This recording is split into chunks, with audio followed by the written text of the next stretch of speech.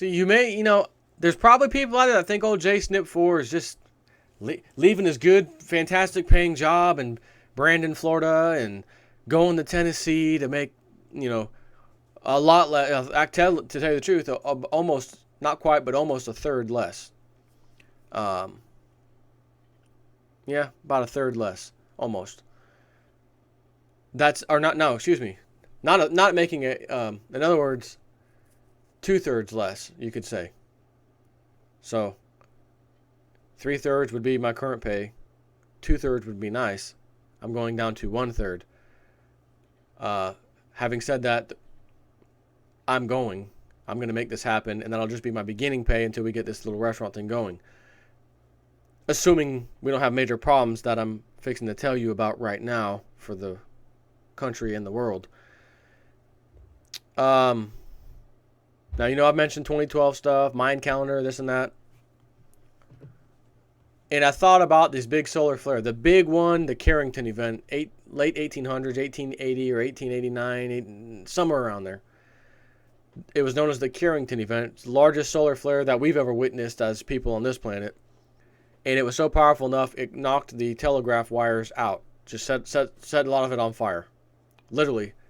Sitting there, and they were set on fire. That's what happened. Not all of them, but from all over the place, setting on fire. Blew them out. They had to repair it. But that was the only real electrical infrastructure that they really had at the time. Today, I don't even want to talk about it. Obviously, we're done. If that were to occur again. Oh, and by the way, I want to read you something interesting. December 6, 2012. Oh, that would be today. Central Texas. This is posted from CBS affiliate KXXV.com. And it is the News Channel 25 HD ABC Waco, Killeen, and Temple, Texas. Central Texas power line fires are causing outages across Central Texas and leaving thousands of residents without power.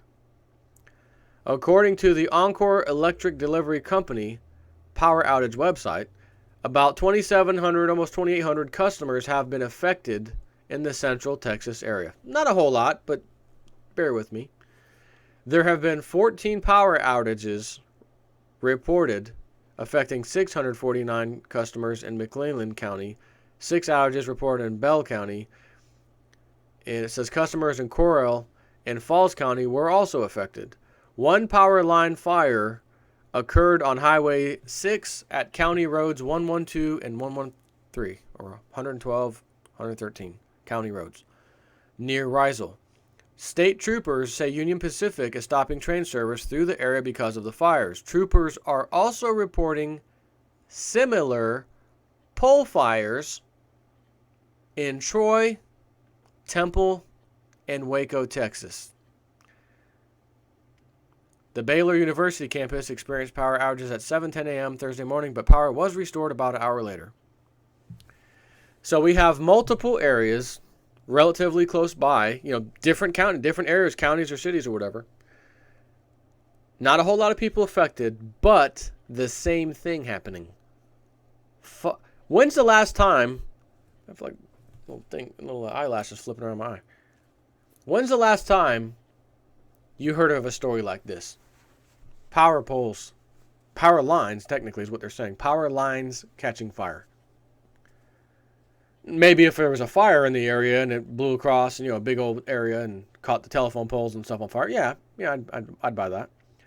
But the fact that the lines are catching fire, again, and it's some in this area and then some over here in this area and then some over here in this area. So it's not like this one line had a problem, caught on fire, and the fire just went all the way down to the next town somehow. There's just a big streak of fire all the way down. No.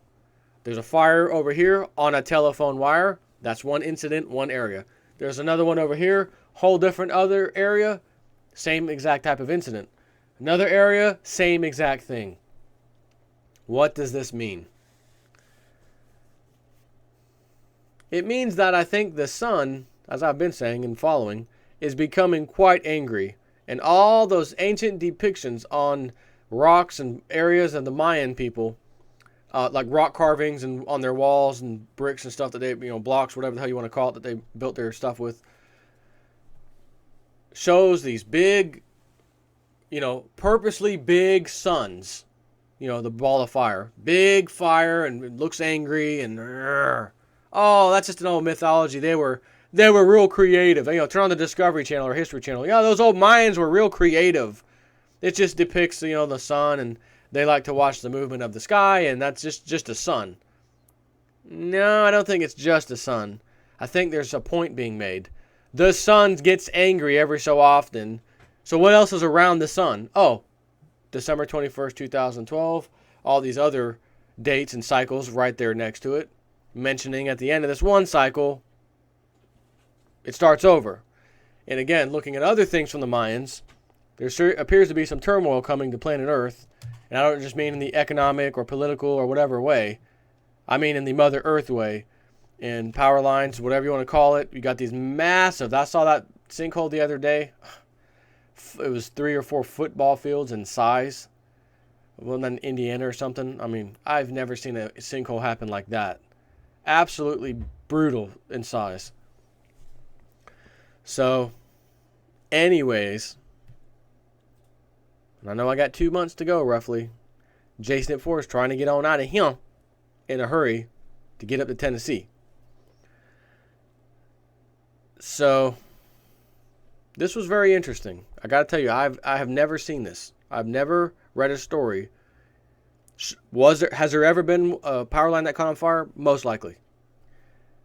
To have these all together in the same type of area, nearby areas, not connected, like one power line, sending a signal all the way to the rest of them that's going to cause them to catch on fire. Anyways, take this for what it's worth. I got to tell you, you don't have a food storage supply that'll last you at least a few months minimum. Gun to protect yourself if any kind of end of the world situation happened where the power went out. Just forget meteors and earthquakes. Let's take a prime example of this, because the meteors and big earthquakes, you could debate that. You could say, well, sure, we have a big one every now and then, but you're saying a what if, and there may not be any. And you know what? You're right. You're absolutely right. So how about I move to not a what if, but a what just happened? Oh, like the story I just read you. Exactly. So let's just say the power goes out in a lot of places, and maybe it subsides, and then all of a sudden it happens again. You see a little thing happening, and like, hey, it's a reoccurrence, and it's getting worse. That would be your sign to say, I need to get the hell out of here. Having said that, this is a sign that's already telling me to get the hell out of here. And prior to this was Fort Lauderdale, Florida, as I said the other day. The beach is gone. The waves are there. The parking meters are gone. The sidewalk's gone. The beach is gone. There's nothing but water practically at the road. Emergency services were declared to go over there and help get this thing blockaded or whatever from stopping the water to come up. Oh, it was from Hurricane Sandy. Hurricane Sandy came by and caused, some extra waves, extra tide. Hurricane Sandy was way the hell out there, number one. Not the first time a hurricane went way out there. I mean, it happens all the damn time, and the tides don't do that. This damn tide is super high enough to destroy all those things I just told you, and has been there for 30 days straight. Now that would be another 5 or so days, so make that about 35 days or so straight.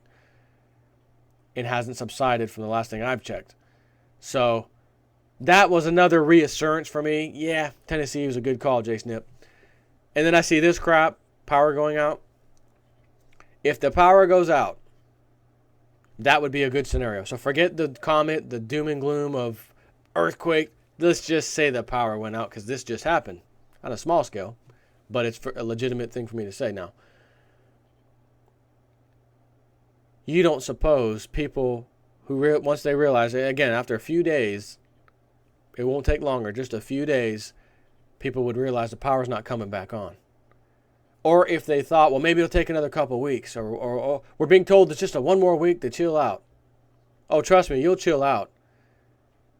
And then when that second promise comes and goes, now number one, that assumes you've got enough food now for almost 2 weeks, week and a half. So you may say, oh, good, the power will come on in a couple weeks, at least. But what are you going to do for the next 2 weeks? What are you going to eat? What are you going to drink? How's crime going to work? Because if the power is out, ain't no police officers getting dispatched to your house. Now, sure, they do have gas generators, diesel generators to keep up just the bare minimum of certain things. That doesn't mean they've got a massive gas supply so all the cars can continue running calls. No. They would be only running priority calls, high priority calls, etc.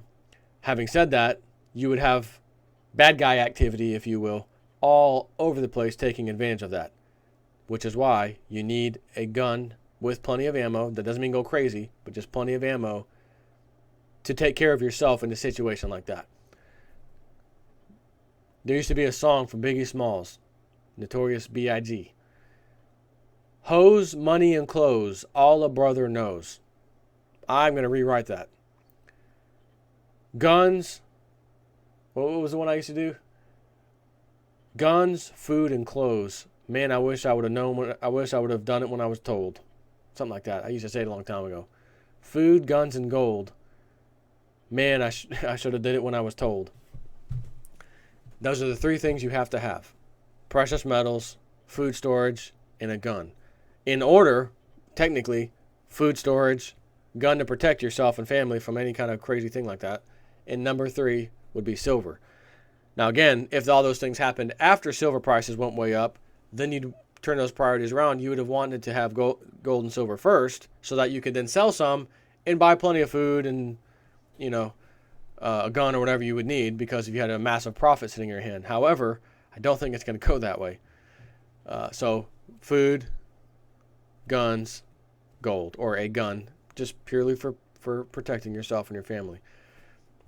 Take this for what it's worth. If you want to take it with a little grain of salt, take it with a little grain of salt. If you want to look at this as a wake-up thing, look at it as a wake-up thing. I'm not reporting this. I reported the thing where I live in Florida, not where, but in Florida, for God's sakes, about the sea rising and not going away. A mere 30 days ago. How in the hell does the sea rise in a few little areas only, nowhere else, but doesn't go away? Number one, I don't care. I don't care why we didn't see a global increase in tides everywhere across the board. Because most people think that that's what would happen. Well, if water's rising in one area, then by God, the water's, it's all over the earth. It's got to rise everywhere. And we didn't see that in Florida. Miami, Florida didn't change. And that's even further south. But for some reason, Fort Lauderdale got nailed. And now there's a new, what you might want to call oceanfront property, literally, for some people over there. And an interesting thing was when I showed that video with the little news channel 10 or whatever, and they're talking to people. These people don't even care. Just, yeah, they'll just have to fix it. And yeah, it's a shame the thing went down. And me? Oh no. Because I done read me some Redbot reports in the past that talked about these things in great detail. When I seen that, bingo. I'd already made the plan to move to Tennessee. It had already worked out. But just literally days after I make the decision, all of a sudden I see this in Tennessee. And now again, several more days later, 2 weeks, whatever you want to call it, later, I see this thing with the telephone wires doing the same thing that the telegraph wires did in the late 1800s because of a massive solar flare. Listen, you don't got to tell me twice. Matter of fact, most of the time you don't have to tell me once. You know what I'm doing. Take care.